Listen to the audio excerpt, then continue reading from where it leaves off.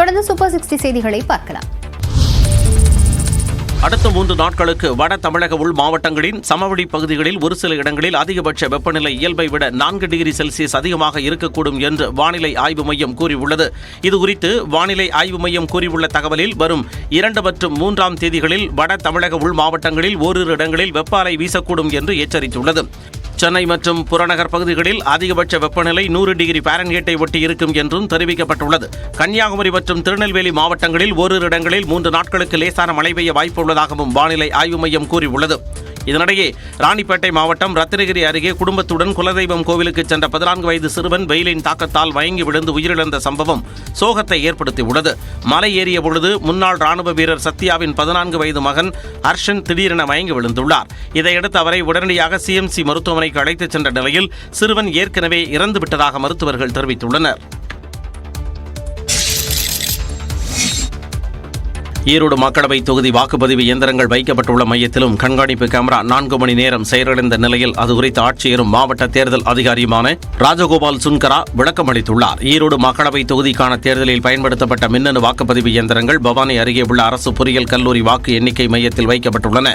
அங்கு 30 சிசிடிவி கேமராக்கள் பொருத்தப்பட்டு கண்காணிக்கப்பட்டு வருகிறது. இந்த நிலையில் ஈரோடு மேற்கு சட்டமன்ற தொகுதிக்கான வாக்குப்பதிவு இயந்திரங்கள் வைக்கப்பட்டிருந்த அறையின் கதவை நோக்கியிருந்த சிசிடிவி கேமரா ஞாயிற்றுக்கிழமை இரவு 11 மணி அளவில் செயலிழந்தது. இதனால் கண்காணிப்பு அறையில் இருந்த அரசியல் கட்சி பிரமுகர்கள் அதிர்ச்சி அடைந்தனர்.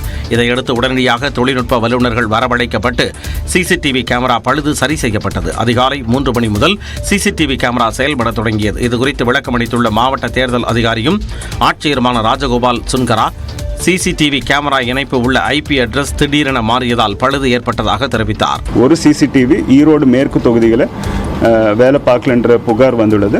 உடனடியாக சிசிடிவி வெண்டர் கூப்பிட்டு அதை ரிப்பேர் பண்ணுறதுக்கான முயற்சி எடுக்கப்பட்டு 1 மணி நேரத்தில் அந்த சிசிடிவி மாற்றப்பட்டது. எலக்ட்ரானிக் பொருட்களில் பழுது ஏற்படுவது இயல்புதான் எனவும் ராஜகோபால் சுன்கரா தெரிவித்தார்.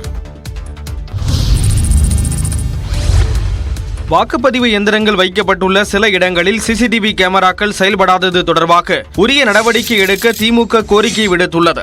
இது தொடர்பாக சென்னையில் மாநில தலைமை தேர்தல் அதிகாரி சத்யபிரதா சாகுவை சந்தித்து திமுக எம்பி என்ஆர் இளங்கோ மனு அளித்தார். பின்னர் செய்தியாளர்களிடம் பேசிய அவர் அனைத்து வாக்குப்பதிவு மையங்களில் உள்ள சிசிடிவி கேமராக்கள் பழுது இன்றி இயங்குவதை உறுதி செய்ய வலியுறுத்தியதாக கூறினார். ஃபுட்டேஜ்களை எப்போதெல்லாம் வேட்பாளருடைய